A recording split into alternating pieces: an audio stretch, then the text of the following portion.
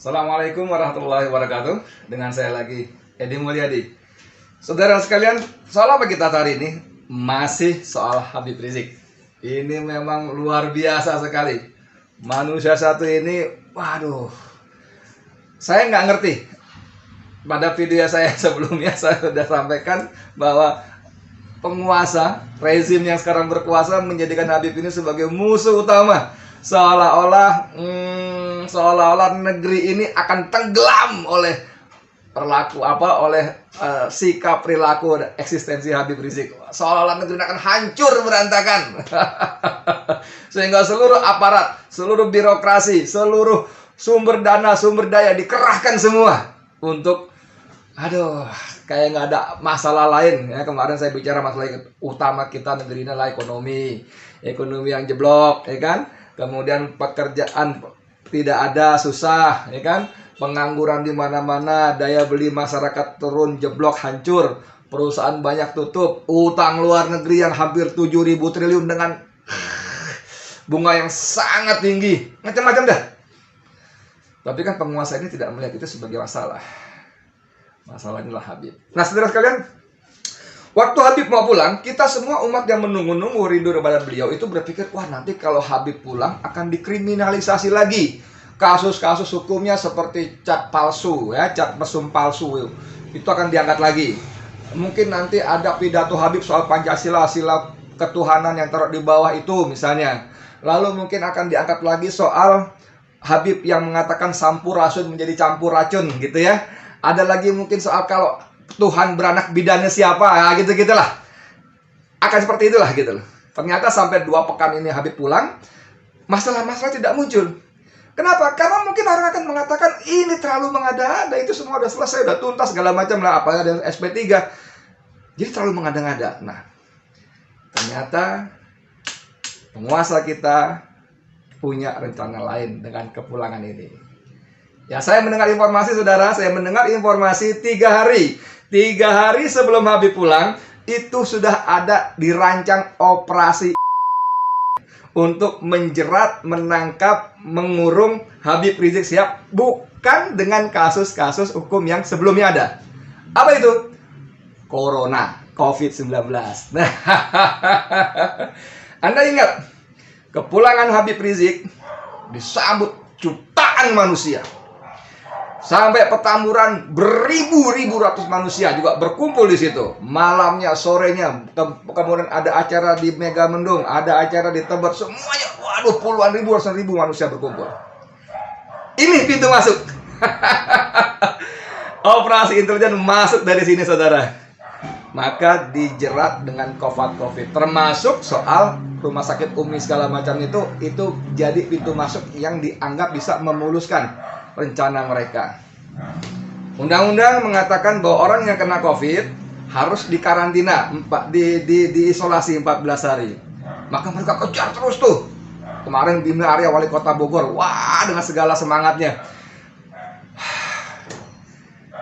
Menurut undang-undang, saudara, itu ada yang disebut namanya klaster-klaster baru, itu harus diputuskan dengan dideklar dengan Kepres atau Perpres, saya lupa. Harus ada KKM. Apa KKM? Kondisi kedaruratan kesehatan masyarakat, KKM. Dan itu ada buktinya. Ada buktinya, nggak boleh presiden bikin di Petamburan tanggal sekian karena ada acara kemudian terjadi klaster baru. Nggak bisa. Harus ada buktinya. Harus ada orang-orang yang terpapar COVID. Nah, ini menariknya, saudara. Ada, kalau ingat mundur 1-2 hari yang lalu, ya kan? Ada penyemprotan disinfektan di sana. Wah, dibuat opini itu seolah-olah Petamburan menjadi calon minimal, cari klaster baru penyebaran COVID di sana. Aduh, tapi saudara, kalau dilihat ya, mana ada sih? Biasa orang nyemprot COVID itu pakai baju astronot lah itu ya. Tapi ini duduk di kap mobil polisi, gagah, di belakang diiring oleh brimob bersenjata lengkap. Aduh, ini nyemprot disinfektan apa menyerbu musuh teroris gitu loh. Luar biasa. Jadi memang diciptakan suasana seperti itu. Kemarin di Sentul ada sebuah televisi swasta yang sudah terkenal menyebarkan fitnah, menyebut Habib dijemput tim COVID. Itu fitnah, saudara. Yang ada cuma demonstrasi kelompok kecil manusia kira-kira 15 orang, dijaga tentara dan polisi. Mereka menuntut Habib untuk ditangkap, diproses secara hukum. Tidak ada penjemputan. Itu fitnah luar biasa. Hari ini juga dipanggil dalam konteks keraman kerumun itu. Dan hari ini Habib tidak hadir ke Polda. Dan pasti media akan mengatakan Habib mangkir. Soal tidak datang ini pastilah Habib Rizik dan timnya, tim orang-orang dekatnya pasti ada kalkulasi tertentu. Sehingga beliau memutuskan tidak hadir. Tapi kembali ke soal tadi. Ada operasi 3 hari sebelum Habib pulang. Sudah dirancang begitu, Pak. Habib harus bisa dijerat, dilumpuhkan dengan COVID ini. Ya kan? Hari ini pakai gitu. Dibuatlah, dites. Di Petamburan ada rapid test. Ratusan orang dites serentak, saudara. Ingin diada supaya ada angka, iya terjadi klaster baru, banyak yang kena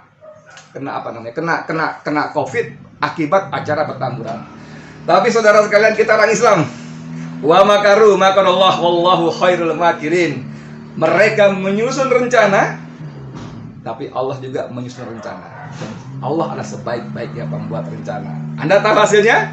Dari ratusan orang yang dites rapid di Petamburan, tidak ada yang positif COVID. Masya Allah, Allahu Akbar. Ditemukan 5 orang, memang 5 orang positif, tapi setelah di tracing, mereka bukan kena COVID dari acara Petamburan. Mereka kena COVID ketika berlibur sebelumnya. Allahu Akbar. Allah selamatkan. Wa makaru makarullah wallahu khairul makirin. Saudara sekalian, bayangkan kalau rencana mereka sukses, Habib bisa dibuktikan kena COVID. Maka menurut peraturan, orang yang kena COVID harus dikarantina 14 hari. Bisa dibawa ke rumah sakit dan di Kemayoran itu, ya kan? Atau bisa di mana saja, di Pulau Galang misalnya. Widih. Dan mohon maaf ya, itu bagian dari rencana operasi. Jangan salah, itu yang saya dengar.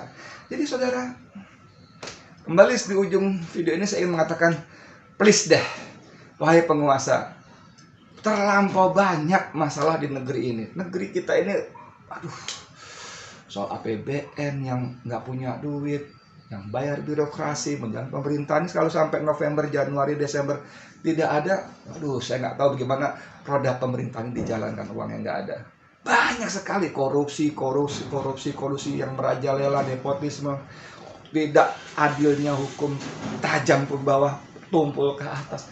Terlampau banyak masalah negeri ini. Kenapa sih kalian sibuk betul ngurusin Habib Rizik, mengkriminalisasi? Jangan deh ya, jangan. Saya nggak tahu video ini ditujukan kepada siapa, saya nggak tahu, tapi kepada mereka yang punya hati nurani yang sekarang sedang mendapat amanah jabatan publik sebagai pejabat publik, mulai dari siapa nggak tahu lah, mungkin dari presidennya ke bawah, menteri segala macam.